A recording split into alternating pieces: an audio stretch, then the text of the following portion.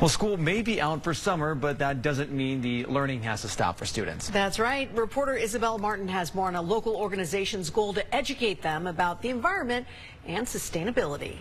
CCSD has launched a Kids Eco Club, teaching students how to keep the earth clean by implementing a few tips and tricks at home this summer. In partnership with CCSD, Avanti Cleaning Services created the Eco Kids Club. While school is out for the summer, learning doesn't have to stop.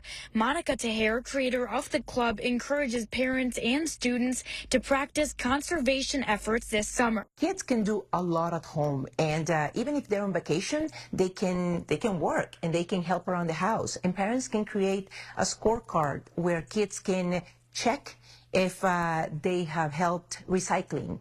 If, let's say, they remembered to take a reusable bag to the supermarket instead of using plastic, and parents can reward the kids either with money, 50 cents, $1, or a nice dinner, or a toy that they may want. Teher says it's important to instill eco-friendly habits in the home.